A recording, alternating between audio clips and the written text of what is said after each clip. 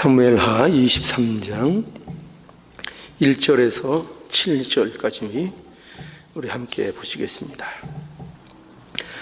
이는 다윗의 마지막 말이라.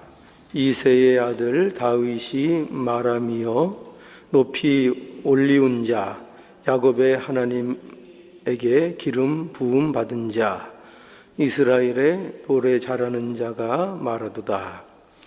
여호와의 신이 나를 빙자하여 말씀하시며 그 말씀이 내 혀에 있도다.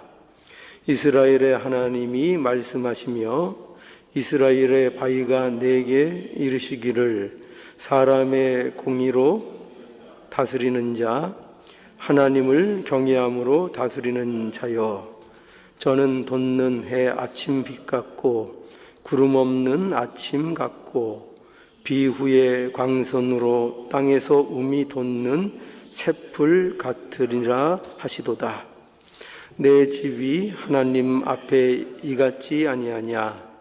하나님이 나로 더불어 영원한 언약을 세우사 만사에 구비하고 경고케 하셨으니 나의 모든 구원과 나의 모든 소원을 어찌 이루지 아니하시랴. 그러나 사악한 자는 다 내어 버리울 가시나무 같으니 이는 손으로 잡을 수 없음이로다.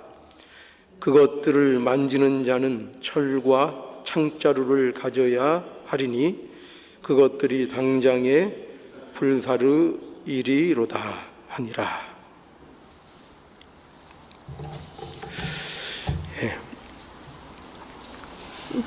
여기 1절 시작에 보면 이는 다윗의 마지막 말이라 이렇게 시작하고 있습니다.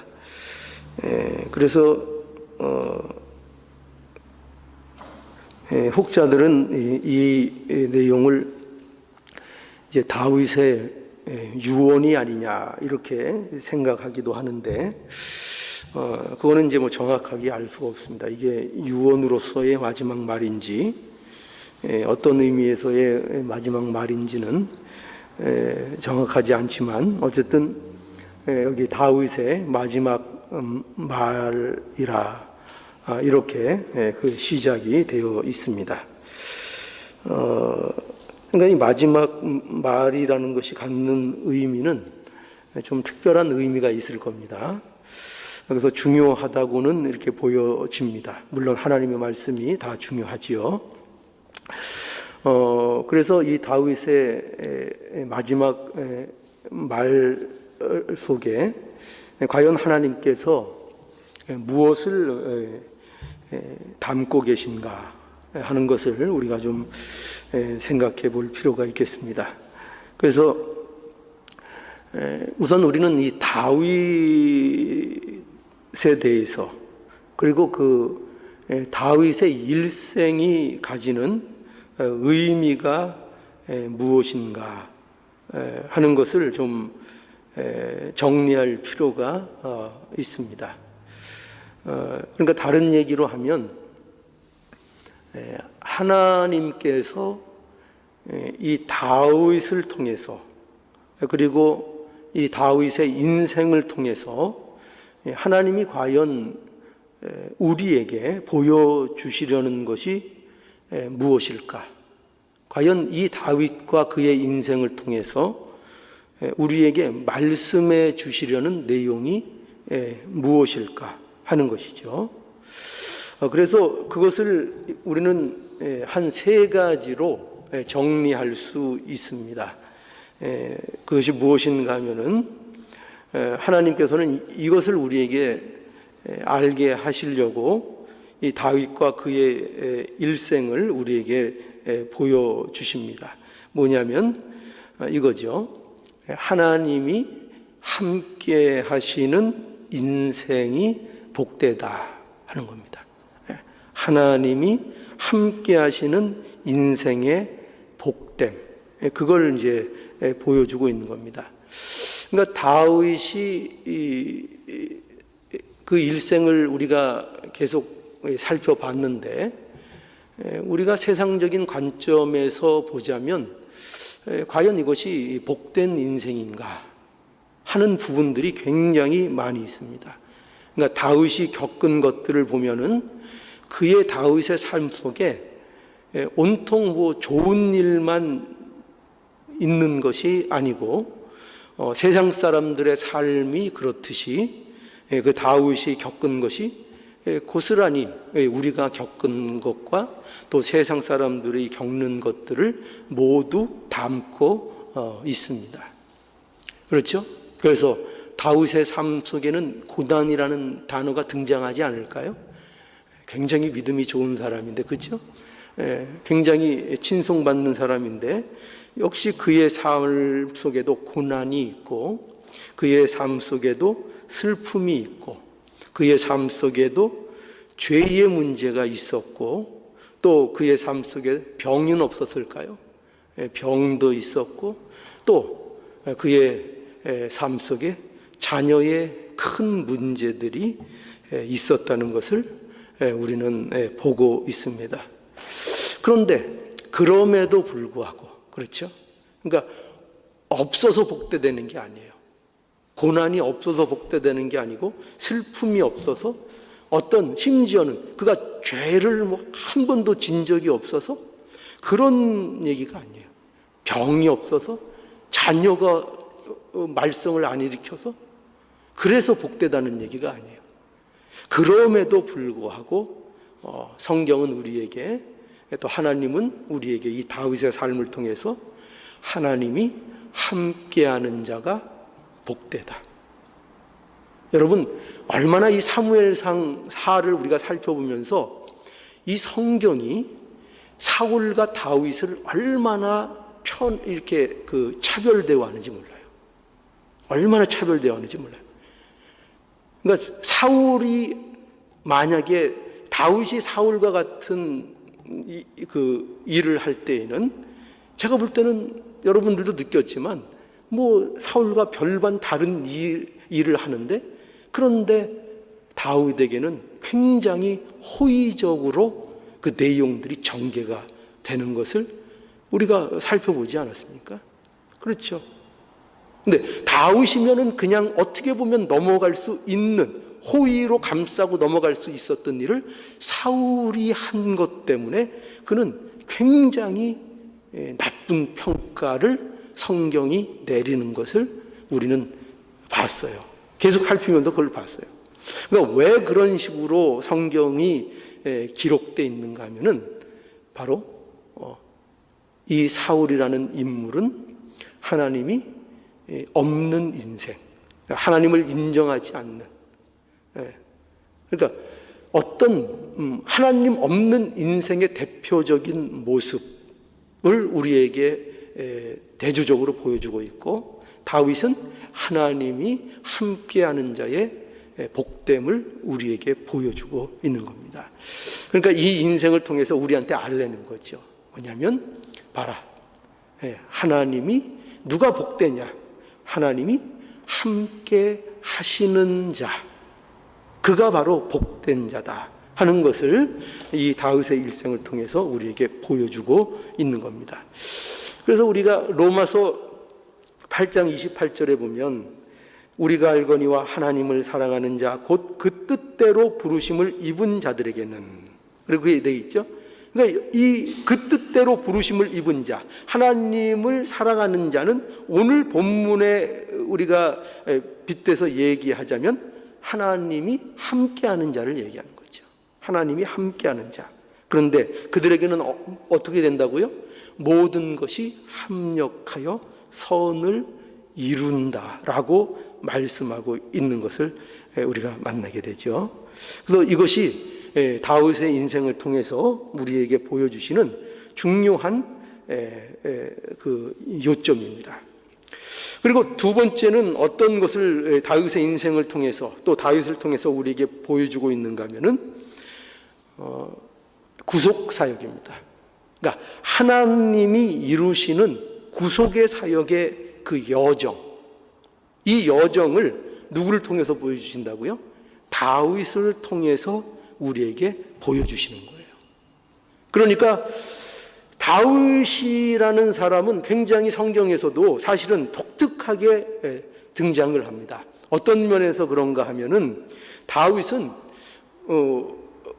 그 모세도 마찬가지지만 그의 일생이 굉장히 처음부터 끝까지 자세하게 그의 전 인생을 성경이 기록하고 있다는 거예요.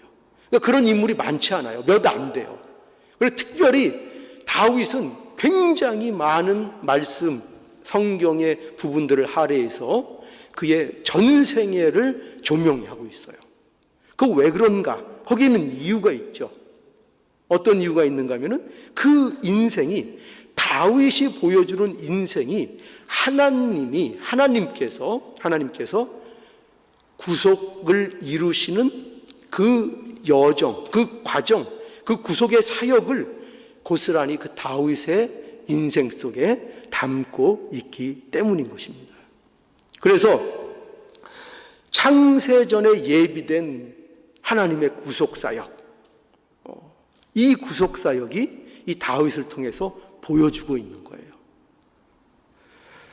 그런 의미에서 다윗의 이 인생은 굉장히 우리에게 중요하게 우리에게 보여지고 있는 겁니다. 그래서 하나님께서 보라는 거죠. 이 다윗을 통해서 보라는 거죠. 하나님께서 그의 택한 백성을 어떻게 구원해 나가시는가, 얼마나 많은 장애와 사건과 여러 가지 일들이 있음에도 불구하고 하나님이 계획하시고 예정하신 그 구원의 사역을 이 다윗이라는 인물을 통해서, 또 이스라엘 백성들을 위해서 어떻게 그를 이끌어 가시는가, 어떻게 간섭하고 인도해 가시는가, 그거를 보라는 거죠.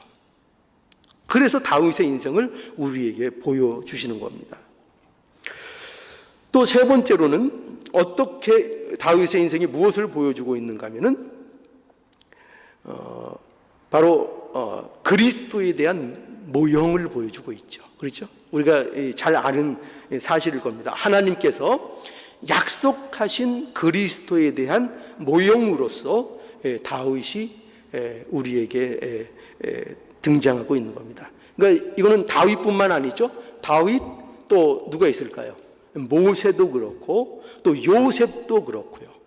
그들이 특별히 아까도 말씀드린 것처럼 이 사람들은 그들의 일생이 굉장히 길게 장황하게 성경에서 묘사하고 있는 것을 보게 됩니다. 그래서 이들을 통해서 이스라엘을 구원하셨던 것처럼 우리를 죄와 사망에서 구원하실 그리스도를 보내주실 것이라는 그 내용을 담고 있는 것입니다.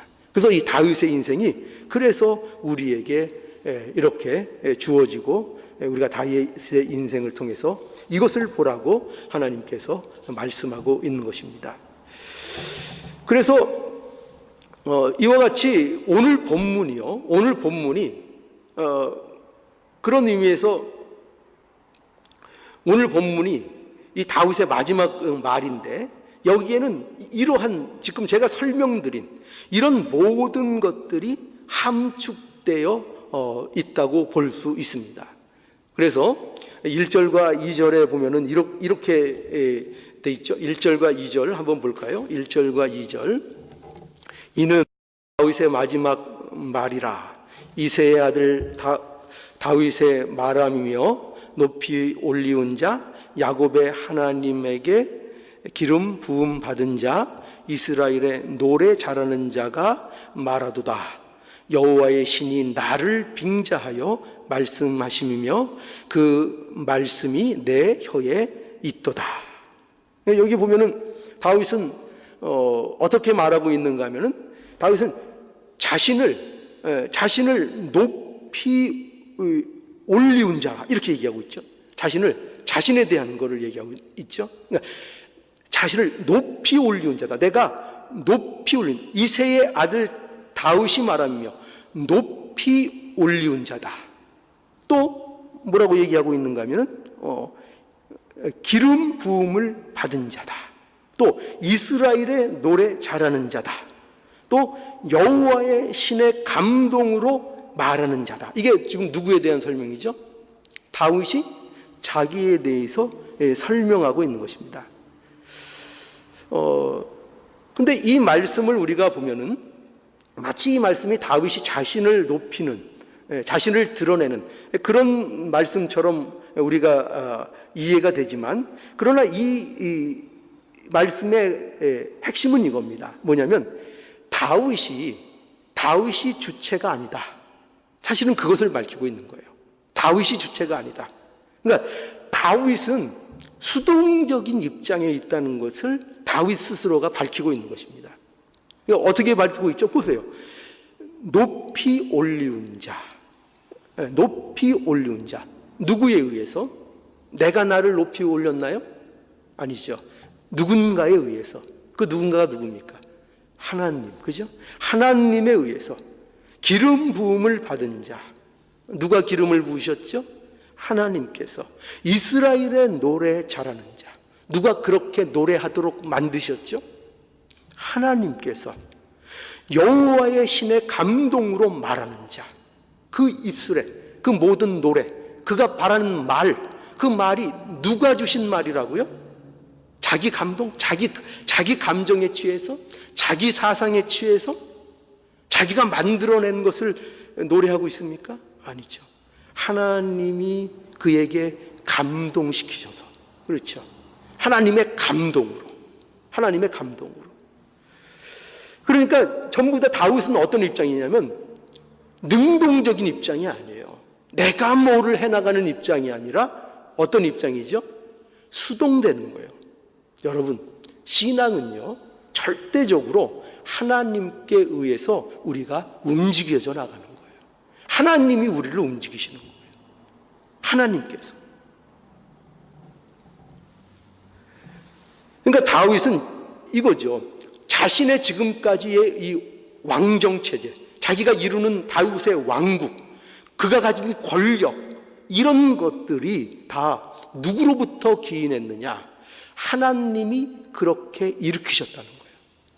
하나님이 나의 권력, 내가 이렇게 다스릴 수 있도록 이 다윗이 이룬 이 왕정체제의 이 견고함, 나를 권력을 허락하신 그 모든 것, 이게 뭐냐면 하나님께서 그렇게 일으키셨다. 주체는, 이 일의 주체는 내가 아니고 하나님이다. 이것을 말하고 있는 것입니다. 그러니까 어떻게 보면은 우리 신자의 삶이라는 것이 여기에서 고스란히 담겨 있죠. 신자의 삶은 어떤 삶이냐? 바로 이게 바뀌는 거예요. 삶의 주체가 바뀌어 나가는 거예요. 내가 주인이었던 삶, 내가 주체가 되어서 내가 주인으로 내가 이끌어 나가는 그 삶이 아니라 그 삶에서 하나님이 이끄시는 삶으로, 하나님에 의해서 수동되는 삶으로 그 삶이 완전히 바뀌어져 나가는 것, 그 과정, 그것이 신자들의 삶인 거예요. 그래서 다윗은 이러한 하나님이 모든 것의 주권자이시다 하는 것을 여기 이 마지막 말로 말하고 있고요. 그 다음에는 어떤 말을 하고 있는가 하면은 3절과 4절을 보면은 한번 보시죠. 또 3절과 4절. 자, 이스라엘의 하나님이 말씀하시며 이스라엘의 바위가 내게 이르시기를 사람을 공의로 다스리는 자, 하나님을 경외함으로 다스리는 자여, 저는 돋는 해 아침 빛 같고 구름 없는 아침 같고 비 후에 광선으로 땅에서 움이 돋는 새풀 같으니라 하시도다. 자, 이 말씀 보면은 또 이 다윗이 굉장히 또 자기에게 도취되어 있는 것 같죠? 그런 느낌이 좀 들지 않으십니까? 다윗은 자신을 어떻게 얘기하고 있죠? 공의로 다스리는 자래요. 자기를 공의로 다스리는 자, 또 하나님을 경외함으로 자기가 다스리는 자라고 얘기하고 있고, 또 다윗은 이렇게 아주 여기 뭐 좀 시적으로 멋있게 표현하고 있는데, 다윗은 돋는 해, 아침 빛 같은 자, 이 지금 자기를 얘기하는 거예요. 또 구름 없는 아침 같고 또 비후의 광선으로 땅에서 움이 돋는 새풀 같은 자. 이렇게 지금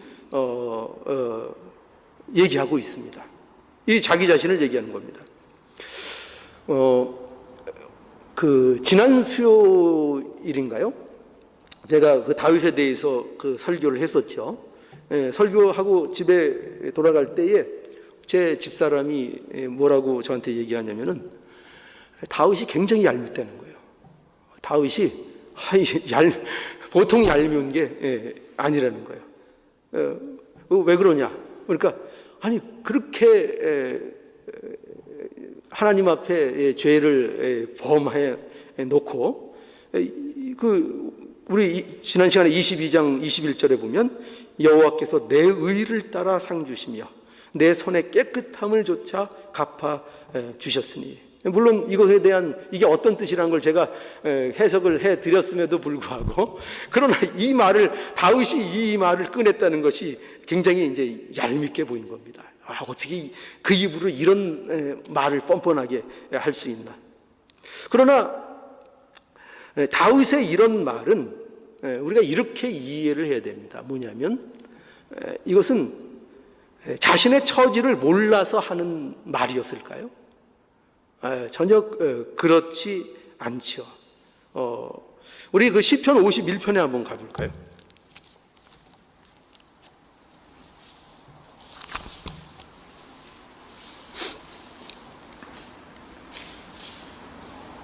시편 51편 4절,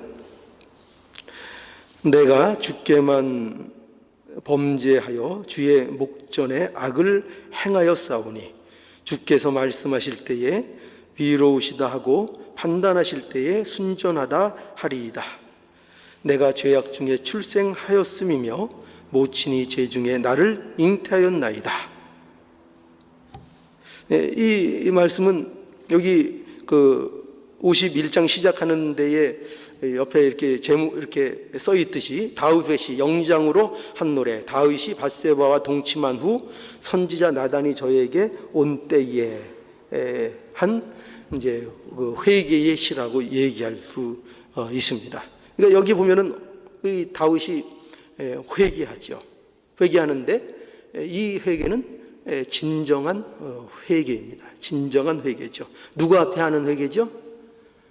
하나님 앞에 하는 회개입니다. 내가 주께만 범죄하여 주의 목전에 악을 행하였사오니.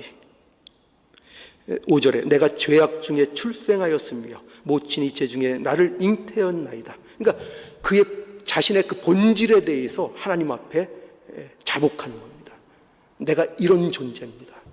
내가 아무리 의로운 척하고 아무리 깨끗한 척해도 나는 본질상 진노의 자녀입니다. 나는 하나님 앞에 죄인입니다. 사람들이 나를 어떻게 보느냐, 사람들이 나를 죄인으로 손가락질하느냐, 그것 이전에 나는 하나님 앞에 죄인입니다. 하나님 앞에 죄인입니다. 그러니까 이 회개가 있는 겁니다. 이 회개가. 그러니까 다윗은 이러한 본인의 죄인됨을 알고 하나님 앞에 인정하고 자신이 범한 죄의 깊이를 알고 진정한 회개를 경험한 그러한 다윗입니다. 그는 자신이 무엇으로도 사실 이 죄를 씻을 수 없는 하나님 앞에 죄인이라는 것을 그는 그 자신이 아는 겁니다. 그걸 아는 거예요. 아는데 이 얘기를 하고 있는 겁니다. 놀랍지 않습니까? 그걸 아는데 이 얘기를 한다고요. 그러니까 그걸 모르고 하는 얘기가 아니라 그걸 안다고요. 내가 죽어 마땅한 죄인, 본질상 하나님 앞에 죄인, 그 처참한 그 본질을 들여다보고 안다고요. 아는데, 그런데 이 3절에서 4절 말씀처럼 이 표현을 한다고요. 내가 공의로 다스리는 자요, 하나님을 경외함으로 다스리는 자요, 나는 돋는 해 아침 빛 같은 자요, 구름 없는 아침 같고 비 온 후에 광선으로 땅에서 움이 돋는 새 풀 같은 자. 그렇게 노래하고 있다는 거예요. 자신에 대해서 그렇게 얘기하고 있다는 거예요. 이게 왜 이렇게 얘기할 수 있겠죠? 다윗은 자기가 지옥 1000번, 10,000번 가도 마땅한 자인 거 알지만, 그렇지만 그럼에도 불구하고 하나님께서 자기 자신을 이렇게 보아준다는 것을 그는 알고 있는 거예요. 그는 이렇게 하나님이 보시는 자기를 설명하고 있는 거예요. 그러니까 자기의 그 실존, 자신의 그 죄인됨에도 불구하고 하나님이 예수 그리스도 안에서, 오늘날 우리의 복음의 차원에서 얘기해요. 예수 그리스도 안에서 하나님이 이와 같은 자로 하나님이 자신을 도와주신다는 것입니다. 하나님께서 자신을 의로운 왕으로 삼아주시고, 그 다스림을 통해, 그 다윗의 다스림을 통해 뭐가 이루어져요?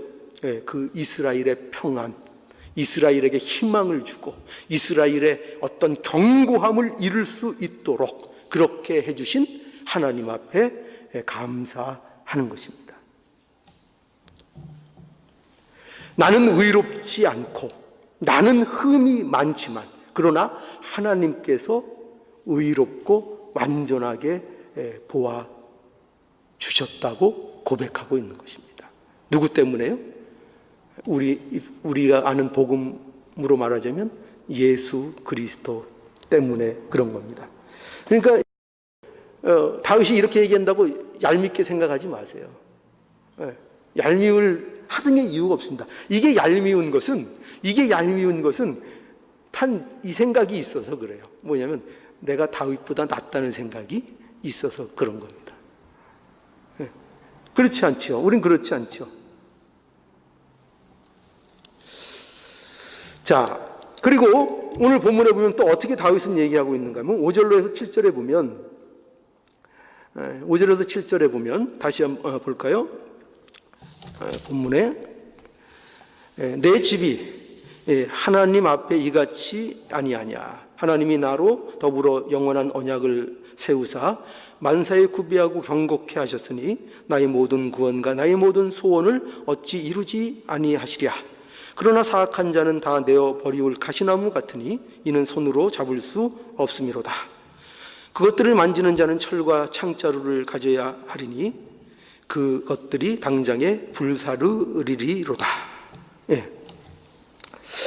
여기 다윗은 하나님께서 자신과 더불어 영원한 언약을 세우셨다라는 것을 말하고 있죠. 영원한 언약. 이거는 사무엘하 7장 14절에서 16절에 보면 다윗에게 하나님께서 약속하신 그 언약을 근거한 언약이죠. 그러니까 다윗의 집은 그래서 어떤 특징을 갖느냐? 언약에 기초한 집이라라고 얘기할 수 있는 겁니다. 그러니까 언약을 기초했다는 것은 그것은 다윗의 그 어떠함이 주체가 아니고 하나님의 신실하심에 기반한다, 이 얘기입니다. 하나님의 신실하심에 기초한 집. 그렇죠. 그러니까 여러분, 다윗의 기초한 집이 든든할까요? 하나님의 신실한 위에 기초한 것이 견고할까요? 그러면 말할 필요가 없죠. 그렇죠? 인간 위에 지은 집은 그것은 언제든지 무너지는 겁니다. 언제든지 무너집니다. 우리의 견고함, 우리가 소망하는 일들의 견고함, 하나님 나라의 견고함, 우리 구원의 견고함, 그 모든 것들은 어디 위에 기반하고 있죠? 이건 절대적으로 중요한 겁니다. 하나님의 신실하심, 하나님의 언약에 기초하고 있는 겁니다. 그러니까 신자의 복됨은 어디에 있느냐? 그 근거가 뭐냐 하면 하나님의 신실함에 있다는 겁니다. 하나님의 신실함. 이게 그 어떤 세상적인 종교, 인간들이 만드는 종교와 기독교의 완전히 다른 부분인 거예요. 그러니까 모든 종교들은 인간의 어떠함 위에 기반합니다. 전부 다. 그러나 우리 그리스도교, 그러니까 기독교, 예수 안에 있는 자들만 하나님의 신실하심 위에 모든 것을 둡니다. 이게 기독교의 진수입니다. 그래서 여러분, 결국 이러한 다윗의 마지막 말들의 내용들은 우리에게 하나님이 결국 어떤 분이냐를 알려주는 겁니다. 하나님이 어떤 분이냐. 하나님께서 다윗을 세워 이스라엘을 복되게 하고 계시는 거죠. 그죠? 여러분, 그거 아니에요. 하나님께서 다윗을 세우셔서 누구를 복되게 하시는 거라고요? 누가 목적이라고요? 이스라엘을 복되게 하는 것입니다. 다윗은요, 완전한 왕이라고 얘기할 수 없어요. 물론 그는 뛰어난 왕이었습니다. 그죠? 이스라엘의 가장 전성기를 가져오게 했던 그야말로 존경받는, 그래서 다윗의 자손 이러는 거예요. 그런 왕이었습니다. 그러나 그도 완전한 왕이 아니에요. 완전한 왕이 아닙니다. 인간들의 왕입니다. 그래서 다윗이 왕으로서 많은 연약함을 가지고 있었습니다. 그러나 하나님께서 어떻게 하신 거죠? 다윗을 세워서 능력을 주시고 그를 통해서 의로운 정치를 피도록 이끌어 주시고, 그렇게 해서 누구에게 복을 주시기를 원했다고요? 이스라엘을 복 주시기를 원하는 겁니다. 이스라엘에게 평안, 이스라엘의 번영, 그것을 목적하고 있는 것입니다. 그러니까 이것은 다윗을 부르신 것은 다윗 개인의 어떻게 보면 복이라고도 말할 수 있지만 중요한 것은 이스라엘을 목적하고 계신 것입니다. 그래서 하나님은 보세요. 하나님은 불완전한 다윗을 사용하심으로써 이스라엘을 복되게 하신 거죠. 그리고 이제 다윗 왕이 예표하는, 그렇죠, 예표하는, 그러나 다윗과는 완전히 다른 왕인 예수 그리스도를 우리에게 보내주신 겁니다. 보내주셔서 우리 예수 그리스도는 하나님께서 세우시고 하나님께서 정의로 우리를 다스리게 하시며 또 우리에게 변함없는 왕으로서 예수 그리스도께서 우리에게 오신 것입니다. 그래서 우리를 향한 구원의 역사는 하나님께서 이거죠. 창세전부터 예수 그리스도 안에서 계획하시고 그 모든 역사를 통해 이루어 오신 일이라는 것을 이제 이 다윗의 인생을 통해서 우리에게 보여주고 있는 것입니다. 말하자면 모든 인간의 역사는 여러분 놀라지 마세요. 모든 인간의 역사는 저와 여러분들의 구원을 이루기 위해 존재하는 것들이었. 그러니까 이것이 실감이 안 나겠지만 성경이 우리에게 말하려는 중요한 우리의 구원의 성격이 이런 겁니다. 그래서 이 구원의 계획을 하나님이 얼마나 치밀하게 그리고 얼마나 성의 있게 이루셨는지를 보여주는 것이 성경에 실린 내용들이고, 그리고 역사가 그걸 보여주는 겁니다. 역사가. 세상 사람들이 보는 역사는 그저 인간들의 얘기지만 우리 믿는 자들에게 하나님이 알게 해주시는 그 역사는 하나님의 자녀들을 구원해 내시는 하나님의 신실하심을 이루어 가시는 그 역사인 겁니다. 그 역사 놀랍지 않습니까? 그 세상에 창세전부터 우리를 위한 구원이 예비되고 진행되어 왔다는 겁니다. 그래서 그 결과 저와 여러분들이 여기에 있는 겁니다. 놀랍죠? 굉장히 놀라운 겁니다. 그러니 여러분 생각해 보십시오. 생각해 보세요. 이 구원이 과연 실패할 수 있을까요? 이 구원이 실패할 수 있을까요? 여러분이 이 하나님의 이 구원의 일을, 이 은혜를, 하나님의 이 은혜를 저와 여러분들이 거부해낼 수 있을까요? 이 은혜에 대해서 저항할 수 있을까요? 그렇게 생각이 드십니까? 하나님께서 언제부터 나를 구원하시기 위해서 계획하셨다고요? 창세전부터. 그리고 그것을 쭉 이루어 오셨다고요. 그래서 오늘날 내가 여기 있다고요. 그런데 내 구원이 실패될 수 있을까요? 내 구원이 내가 거부해낼 수 있을까요? 하나님의 그 부어주신 은혜를 내가 거부할 수 있을까요? 그런 일은 불가능한 것입니다. 우리의 구원이 실패될 수 없다는 것은 그런 의미에서 또 이런 의미를 갖습니다. 이거는 조금 무서운데요. 어떤 의미를 갖냐면 우리의 구원이 결국 실패할 수 없다는 것은 하나님께서 우리를 그냥 두시지 않겠다는 얘기입니다. 그러니까 우리가 혹 잘못 나가고 어긋나가고 불순종해 나가고 하는 일들이 발생하면 하나님께서 우리를 그냥 두지 않으시겠다는 겁니다. 그래야 그것이 뭐와 맞아떨어져? 왜? 하나님은 그의 구원에 실패하심이 없기 때문이죠. 여러분, 그래서 이걸 우리의 삶 속에 이제 좀 적용을 하자면 우리의 삶에 가장 피곤한 게 뭘까? 가장 피곤한 삶. 그러니까 저와 여러분들, 세상 사람들 말고 저와 여러분들이 가장 피곤한 삶이 되는 경우가 언제일까요? 언제 가장 우리의 삶이 고단하고 피곤할까요? 일 많이 했을 때? 일이 막 쫓기고 그럴 때? 세상 막 근심 걱정 많을 때? 그게 아니고 우리 믿는 자들의 입장에서 가장 피곤한 삶은 뭐냐면요, 두 주인을 섬기는 거예요.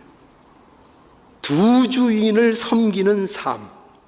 마태복음 6장 24절에 보면은 한 사람이 두 주인을 섬기지 못할 것이니 혹 이를 미워하며 저를 사랑하거나 혹 이를 중히 여기며 저를 경히 여김니라.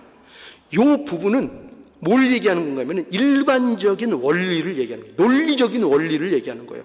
논리적으로 볼 때 한 사람이 두 주인을 섬긴다는 것은 그거는 불가능하다는 거예요. 그건 있을 수 없는 일이라는 거예요.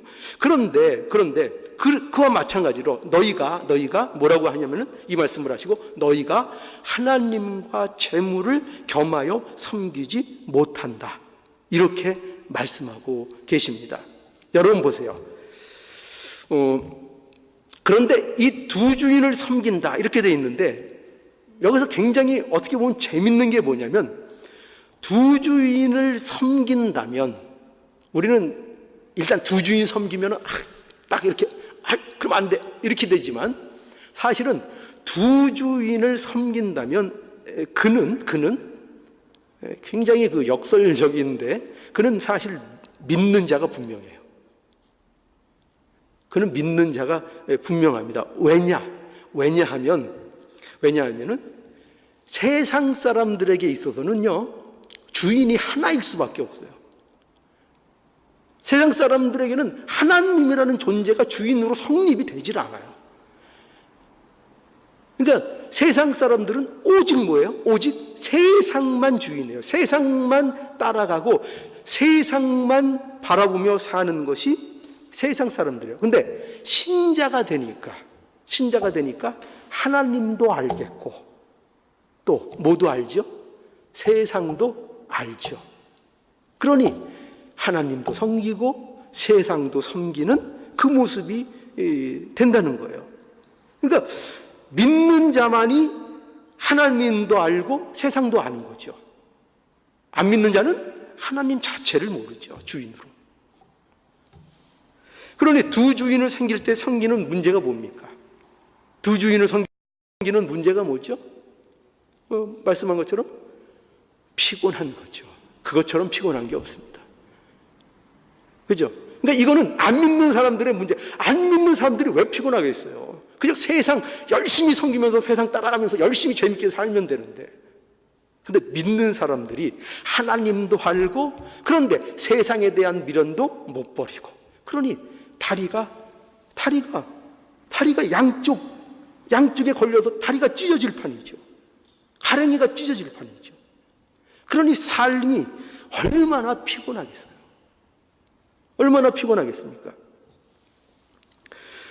거기에다가 하나님은 구원에 실패하시는 분이라고요? 하나님은 구원에 실패하시는 분이 아니에요. 그러니 두 주인을 섬기는 것을 용납하시겠는가? 용납하지 않으시죠. 그러니 하나님께서 하나님의 사랑으로, 그의 열심으로 우리에게 계속 간섭하시겠죠. 근데 그 간섭이 뭐로 오겠습니까? 피곤함으로 오겠죠. 그렇죠? 누가 간섭하는 게 안 피곤하세요? 계속 피곤하시고, 그러면 안 된다, 그러면 안 된다, 채찍을 지시고 징계하시고 또 설득하시고 찾아오시고 양심의 가책을 자꾸 주시고, 그럼에도 불구하고 세상은 그대로 따라가고, 그 일 속에서 마음과 몸이 따로 놀고 마음마저도 나뉘어져 있고 찢어져 있고, 그러니 그게 편안하겠냐고요? 거기에서 평강이 있겠냐고요? 거기서 기쁨이 있겠냐고요? 그러니 하나님을 믿어도 평안을 못 찾고, 기쁨을 못 찾고, 안식을 못 찾고, 여전히 피곤한, 그러니까 안식이 없는 이러한 모습이 될 수밖에 없다는 것입니다. 자, 그러니 여러분, 하나님의 구원 계획은 이 다윗의 인생을 통해서 우리에게 보여주셨듯이 결코 실패되지 않는 하나님의 일입니다. 그것이 다윗과 그의 인생을 통해 보이시는 하나님의 구원이십니다. 그러니 우리가 지혜로운 자가 되어야 합니다. 그것은 무엇인가 하면 두 주인을 섬기는 데서 벗어나서 하나님만의 나의 주인인 삶을 전적으로 사는 그 자리로, 하나님 앞에 항복하는, 하루빨리 하나님 앞에 항복하는 자들이 돼야 돼요. 그죠? 하나님 앞에 항복들을 안 해요. 하나님 앞에 항복들을 안 해요. 그러니 하나님 앞에서 신앙생활을 하면서도 그 피곤함을 면할 길이 없습니다. 우리가 이 면을 잘 생각하셔서 우리가 하나님 앞에 온전히 하나님만 의지하는, 전적으로 하나님만 주인 삼는 그러한 현명하고 지혜로운 우리의 삶이 될 수 있기를 간절히 바랍니다.